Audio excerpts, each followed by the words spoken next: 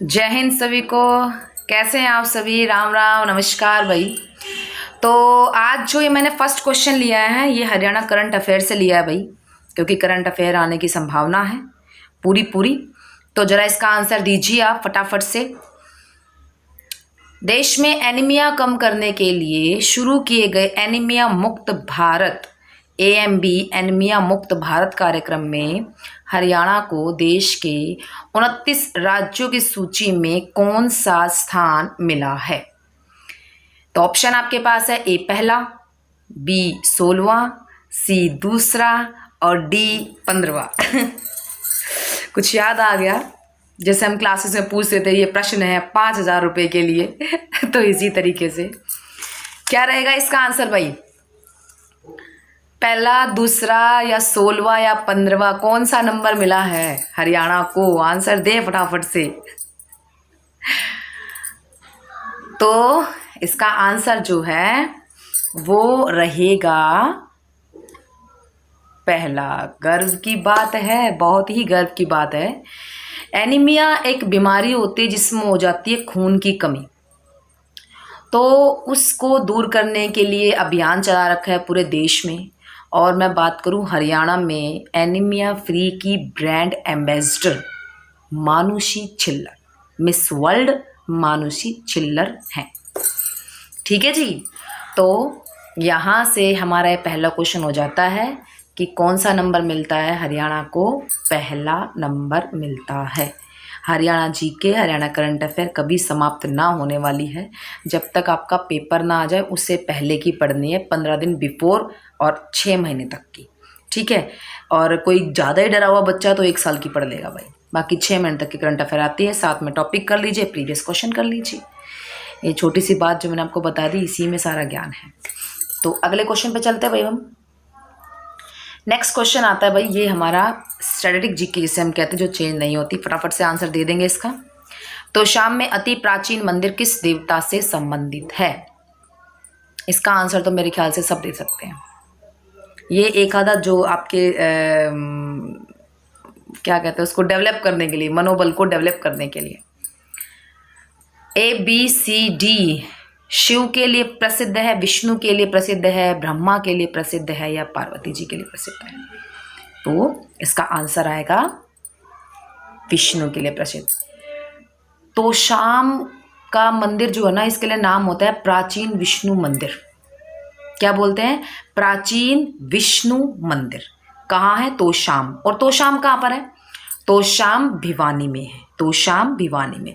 तोशाम और चीज़ के लिए फेमस है। तोशाम की पहाड़ियाँ जहाँ पर मिलता है ग्रेनाइट पत्थर। तो ग्रेनाइट जो खनिज है, जब पूछा जाए भाई ये कहाँ मिलता है, तो ग्रेनाइट के लिए नाम आ जाएगा भाई तोशाम। हरियाणा का तोशाम बहुत फेमस है इसके लिए।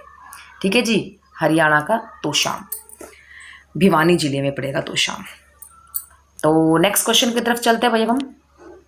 हाँ जी, ये भी करंट अफेयर से संबंधित क्वेश्चन है। बताओ जरा आप, इनकी वीडियो बना रखी है पूरी पूरी, अब पता चलेगा आपको कितना देख रहे हैं आप।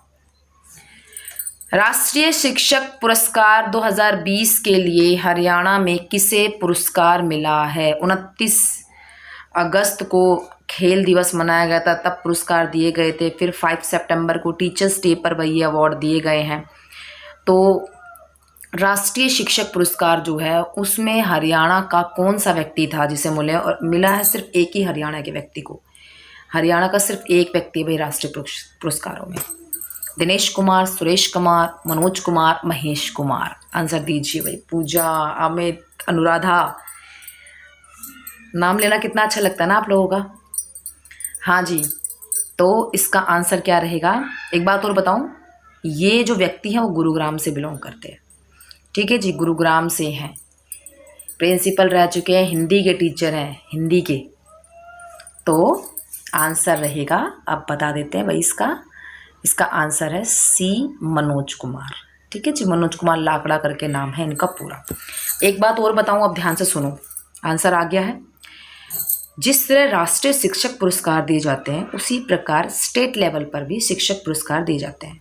तो हरियाणा में भी राज्य शिक्षक पुरस्कार दिया जाता है। इसकी पॉलिसी अब चेंज हुई है। जो को एडेड स्कूल हैं सरकारी, उनको भी शामिल कर लिया गया है, वो भी आवेदन कर सकते हैं शिक्षक पुरस्कार, राज्य शिक्षक पुरस्कार के लिए। तो 5 सितंबर को हमारे यहाँ नहीं बांटे गए हरियाणा में आवेदन मांगे गए हैं। 2 नवंबर लास्ट डेट है, 2 नवंबर लास्ट डेट है राज्य शिक्षक पुरस्कार के लिए।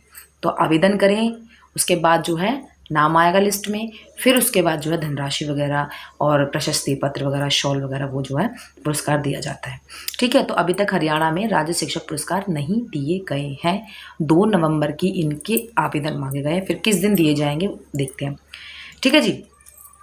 तो मनोज कुमार लाकड़ा गुरुग्राम से, जिन्हें राष्ट्रीय नेशनल लेवल पर शिक्षक पुरस्कार 2020 के लिए चुना गया और उन्हें पुरस्कृत किया गया है। ठीक है जी।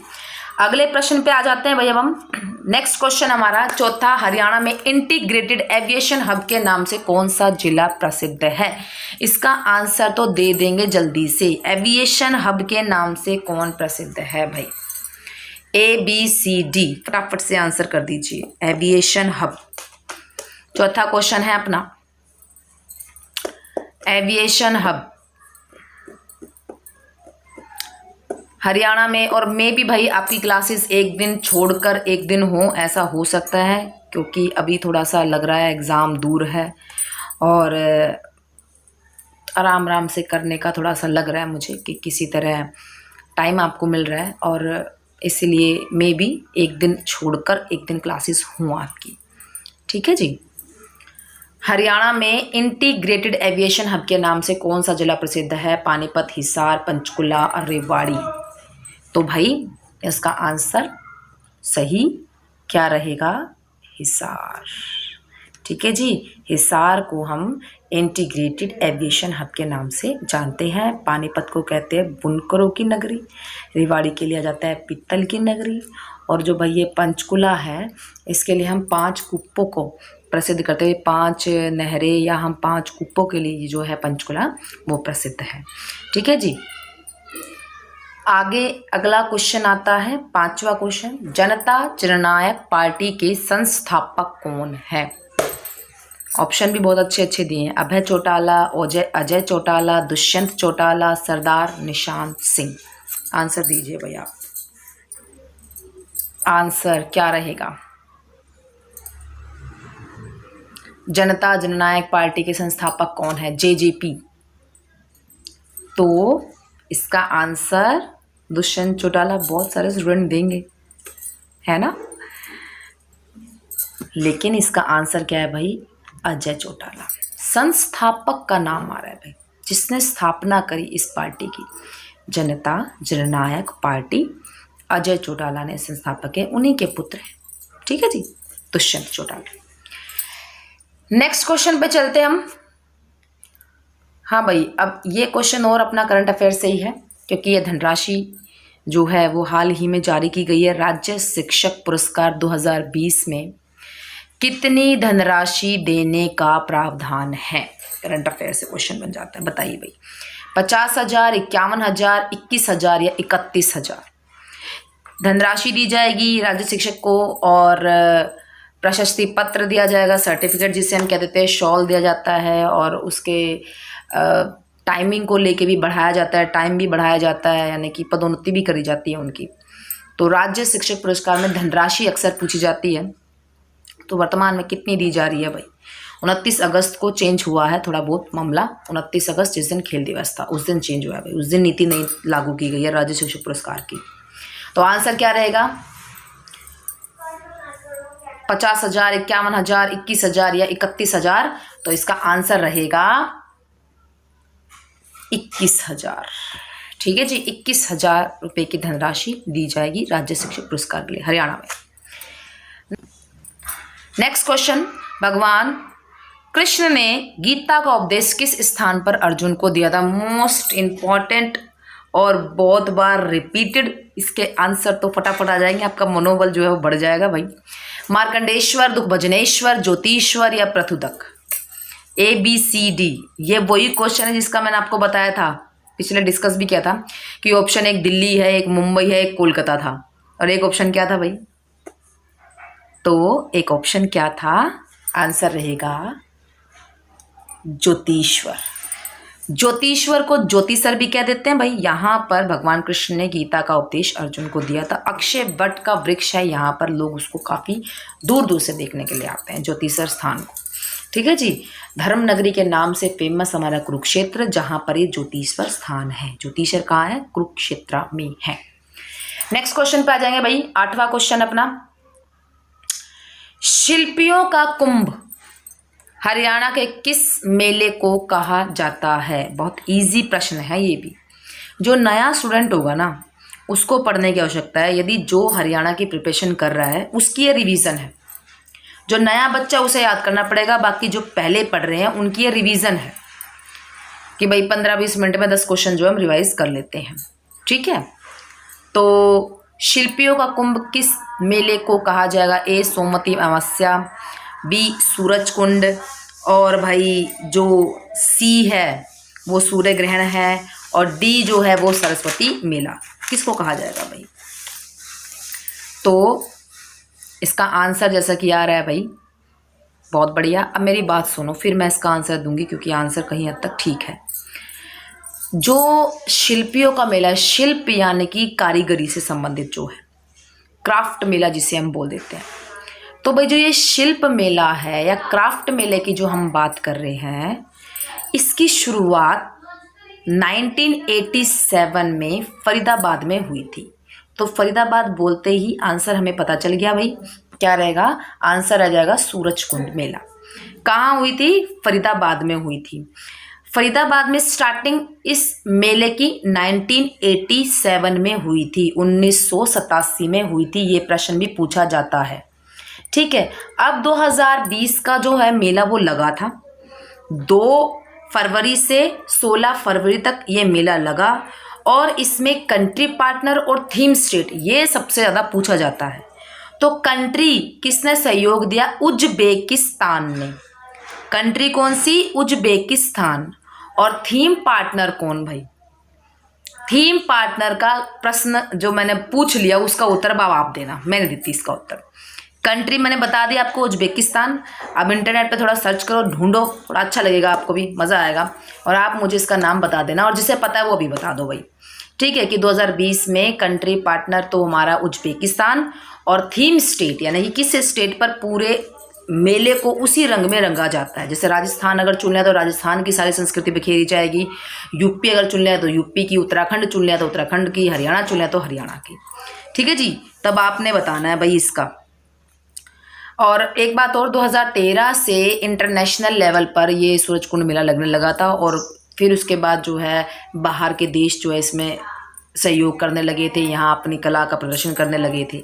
ठीक है जी। इसकी मैंने एक पिक्चर भी रखी है, बहुत सारी पिक्चर भाई इसकी मैं बताऊँ तो कोई भी पिक्चर आप देख सकते हो। ये देखो इस तरह से है भाई सूरज कुंड मेला, बहुत भव्य। और अगर आप यहाँ पे चीज़ें देखेंगे ना, बड़ी अलग अलग किस्म की, क्योंकि संस्कृति दूसरे देशों की आ रही है। ठीक है ना। तो भाई अलग अलग जो है लेवल है वो यहाँ पर दिए गए हैं।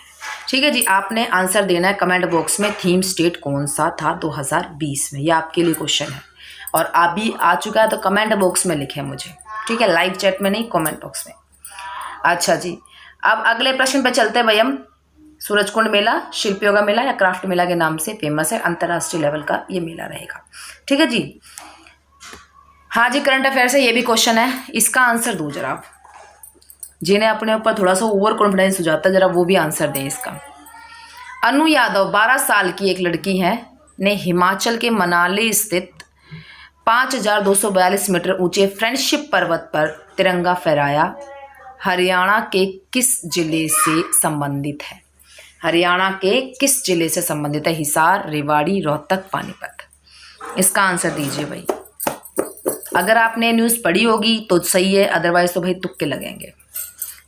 और ये सबसे कम उम्र की वो होगी, गुड़िया होगी, यानी कि हम कह सकते हैं यंगस्टर जो होगी वो सबसे कम उम्र की है। देखो 12 साल की है। इससे पहले शिवांगी पाठक थी, 15-16 साल की थी वो।